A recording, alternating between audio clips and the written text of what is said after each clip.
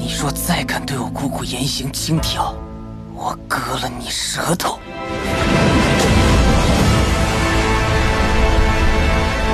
这么着急回洞府，你是在找这个吧？那么就让你们看看，什么才是血杀剑！中封所有的血气。就是你，在我心中，任何人都无法与你比较。 Pada part sebelumnya kita sudah melihat bagaimana Xiaochun berhasil mengacaukan peternakan mayat yang disewa oleh Xiaozan. Namun tindakannya kali ini justru tidak membawa dampak buruk yang besar. Xiaochun malah berhasil memanggil boneka hijau yang mampu mengalahkan boneka hitam tingkat tinggi Xiaozan. Dia juga sampai ditawari oleh ketiga tetua puncak untuk bergabung bersama mereka. Masing-masing dari ketiga puncak tadi memiliki keuntungan yang sangat menggiurkan. Tapi ada satu hal yang tidak mereka miliki, yang apalagi kalau bukan cewek cantik. Gini Xiaochun kan juga termasuk seorang pria. Jadi ya dia juga ditaklukkan oleh pesona Songjun, wanita cantik tetua puncak tengah.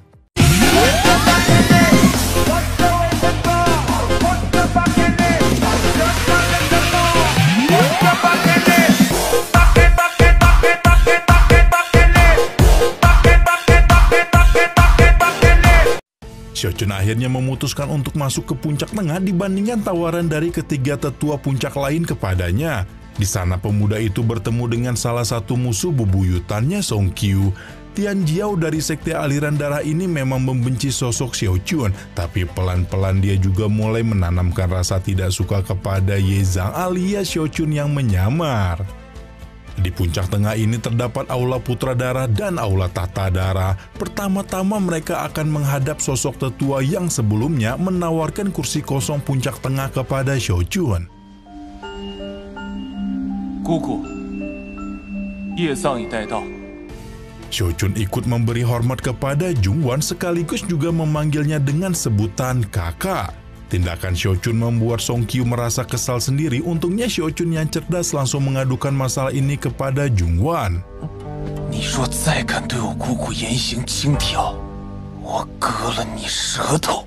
Tapi masalah Xiaochun dengan keluarga Song tidak berhenti sampai di situ saja, sebab ketertarikan Jungwan kepadanya bukanlah tanpa sebab tertentu. Xiaochun memang ingin membuktikan bahwa dia sanggup menjadi pelayan yang baik. Yang pertama-tama dia harus mempelajari teknik rahasia Rana, pembunuh darah puncak tengah. Lalu kita berpindah menuju malam hari di suatu tempat bernama Aula Darah. Ada gosip yang mengatakan kalau Aula Darah ini merupakan sarangnya para hantu. Xiaochun berniat menyelinap ke dalamnya untuk mencari sesuatu, tapi tiba-tiba...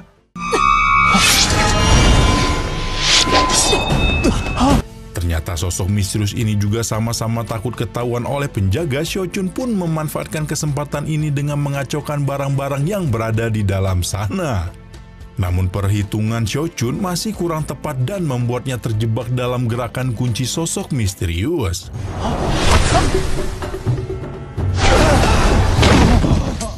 Keributan yang dibuat oleh kedua orang ini membuat para penjaga curiga. Tapi ketika mereka datang memeriksanya, tidak ditemukan ada tanda-tanda kedatangan makhluk apapun. Sejak hari itu pula lah gosip mengenai Aula Darah yang berhantu menjadi semakin kental.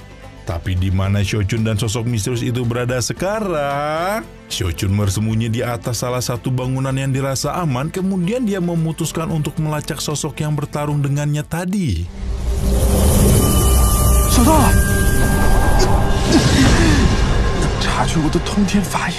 Sosok misterius yang gagal dilacak Xiaochun barusan ternyata adalah Nona Xiaomei. Di dadanya terdapat tanda bunga yang berasal dari sosok misterius lain yang menyerangnya ketika bertarungnya dengan Xiaochun. Asli banyak banget sosok misteriusnya, jadi bingung mau nyebut apa kalau semuanya pakai jubah sama masker ya. Ditambah lagi muncul sosok misterius ketiga yang kemungkinan merupakan ajudan Nona Xiaomei.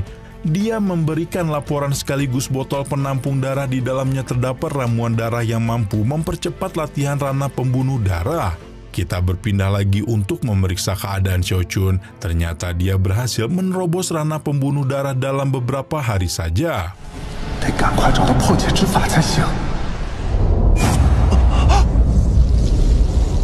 Tapi ketika Xiaochun sedang sibuk berkultivasi, dia tiba-tiba dihampiri oleh sosok kakek berwujud roh yang lagi-lagi misterius.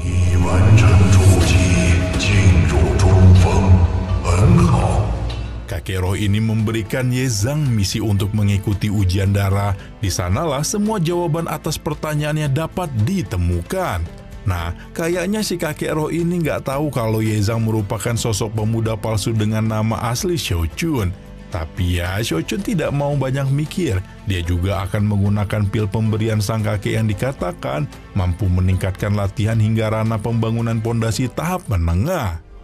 管他那么多，既然有人支招，那我便试一试。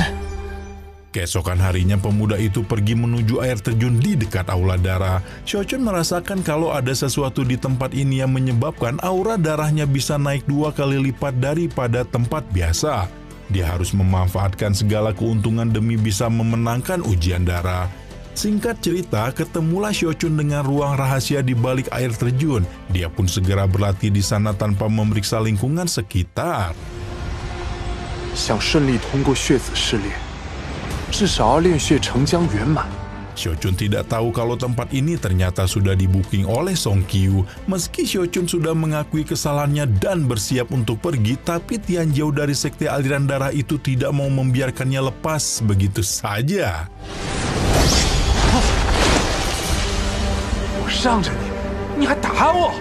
Pertarungan ini membuat Xiaochun kesal, namun tanpa disadari darah yang mengalir dari tangannya menuju pedang darah ternyata mampu memperkuat latihan ranah pembunuh darahnya.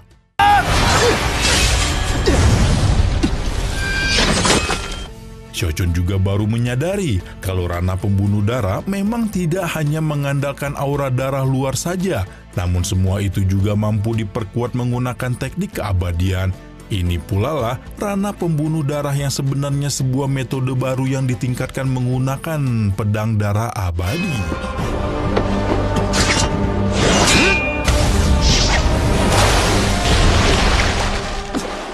Penggunaan darah abadi yang berlebihan membuat Xiaochun terpaksa menerobos keabadian Fajra. Pemuda itu pun kehilangan kendali atas tubuhnya sendiri hingga akhirnya jatuh ke sungai. 不死血剑！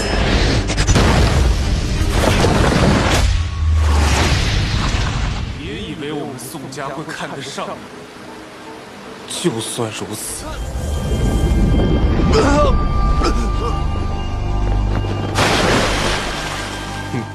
Tapi Bage ditolong oleh Dewa Aura Darah dari semua orang di puncak tengah secara ajaib mengalir ke tubuhnya. Pemuda itu bangkit lagi dengan luka-luka yang juga disembuhkan secara misterius. Namun kehilangan aura darah tentu membuat para murid di puncak tengah menjadi kesal. Mereka kompak menyelidiki kasus ini dan menjuluki Xiaochun sebagai sang pencuri darah. Tapi julikan ini juga bukanlah salah sepenuhnya sebab Xiaochun ternyata juga berani mencuri aura darah milik Nona Xiaomei. Gadis itu padahal baru saja menggunakan botol penampung darah yang diberikan oleh sosok misterius tempo hari. Tapi lagi-lagi Xiaochun yang entah datang dari mana selalu berhasil mengusiknya. 血威力太大，这些血气根本不是我主动吸收。 Tapi ya, namanya kalau serakah memang nggak pernah baik. Pada akhirnya tubuh Xiaochun mulai bertindak seenaknya dan tidak bisa dikendalikan. Dia juga tidak tahu kenapa tubuhnya itu malah menyerap sendiri aura darah yang berada di puncak tengah. Untungnya semua aura darah yang diserap Xiaochun memang terbukti ampuh untuk meningkatkan kekuatannya. Di sebuah domain yang berbeda, Xiaochun berhasil membangkitkan sesosok raksasa darah.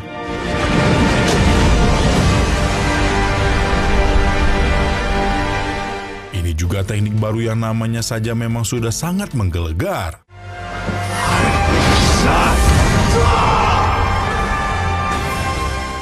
Semua terobosan ini membuat Xiaochun jadi semakin bersemangat. Tapi, kelinci bicara yang sedari tadi memperhatikannya malah merekam ucapan Xiaochun dan menyebarkannya ke semua orang.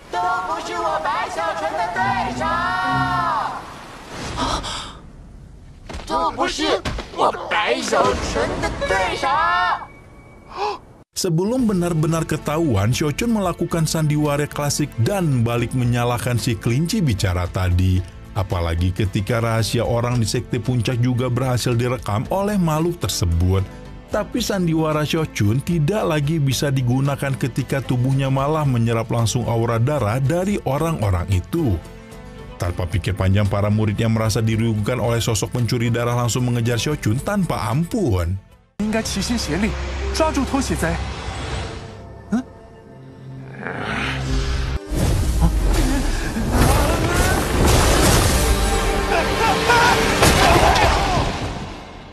Shochun berusaha kabur ke rumahnya untuk mendapatkan token puncak tengah, kemudian segera kabur dari tempat ini. Tapi ternyata murid-murid lain sudah tahu dan mencegahnya dari dalam.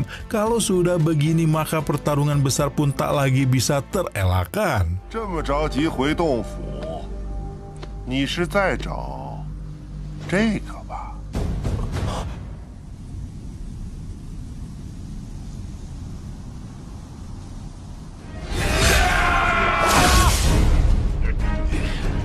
坚硬的肉身啊！ Kini orang-orang juga sudah tahu kalau Shochun ternyata melatih teknik keabadian. Hal ini membuat mereka jadi semakin waspada dan memutuskan untuk menyerang bersama-sama.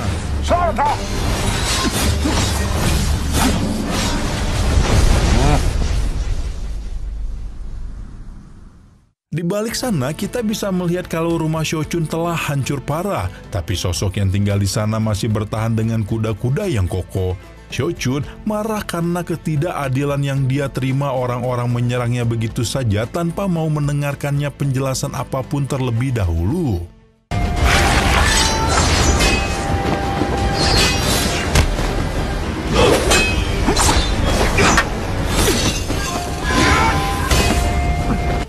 Shochun benar-benar sudah menggila, sosoknya berubah total menjadi sang pembunuh berdarah dingin. Beberapa saat yang lalu semua orang berteriak ingin membunuhnya, tapi kini kebanyakan di antara para pengoyok itu telah mati secara mengenaskan. Shochun lagi-lagi menyerukan tantangannya, siapapun yang berani datang untuk membunuhnya bisa langsung maju. 快看天上！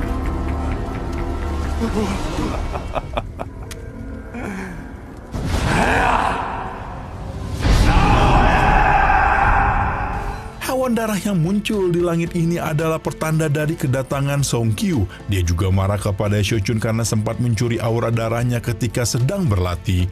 Kali ini, Song Qiu bahkan tidak segan-segan untuk langsung menggunakan tahap kesempurnaannya dari teknik pemurnian darah.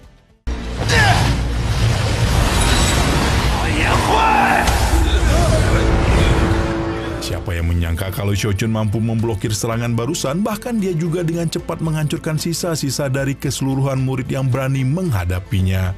Sejauh ini pula, Shochun masih belum menggunakan teknik ranah pembunuh darah, namun sekarang mungkin sudah jadi saat yang tepat untuk menunjukkan kekuatan sejatinya. 那么就让你们看看，什么才是血杀剑！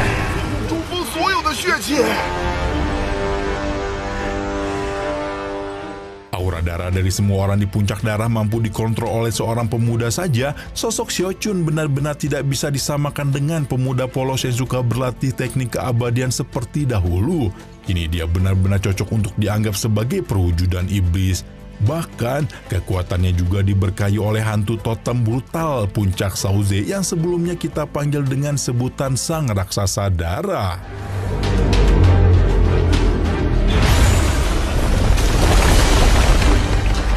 Semua orang tahu kalau keganasan Shochun kali ini memang sangat berbahaya. Semua pelindung yang dipasang bersamaan jelas masih belum cukup untuk menghentikannya.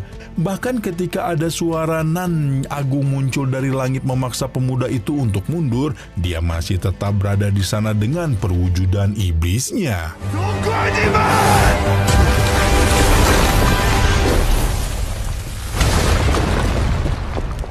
Bangunan-bangunan hancur porak-poranda, dan yang berdiri di sana tentu masih sosok Shochun dan sang pembunuh berdarah dingin.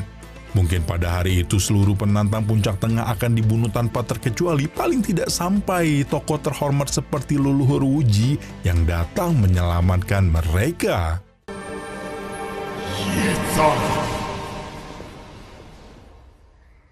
Tapi sosok tua itu malah tidak marah sama sekali kepada Shochun yang baru saja menghancurkan puncak tengah. Dia malah menyembuhkan pemuda itu, bahkan juga memberikannya pil roh darah. Kehebatan Shochun membuat ketua ketiga puncak lain datang lagi menawarkan kursi kosong. Tapi mereka tidak berani ketika Jungwan yang cemburu datang menghampirinya. Wanita cantik itu bahkan bersumpah akan melindungi Shochun di bawah nama keluarga Song. 你实力不错，又有我宋家护着，谁也不敢轻易来招惹你。 Keesokan harinya ketika Shochun ingin membeli rumah baru, orang-orang yang berjalan di sekitarnya terlihat sangat ketakutan. Bahkan gosip-gosip aneh mulai tercipta seiring dengan karangan yang terlalu liar. Namun paling tidak semua ini menuntun Shochun kepada kabar baik. Namanya yang mengerikan membuat Shochun dilayani dengan istimewa ketika ingin membeli rumah. Dia akhirnya menemukan satu lokasi bagus yang ternyata dihuni oleh Sensuan, si ajudan Nona Xiaomei. Kebetulan sekali juga kalau rumah yang sedang dia incar bisa direbut secara sah melalui sebuah duel resmi.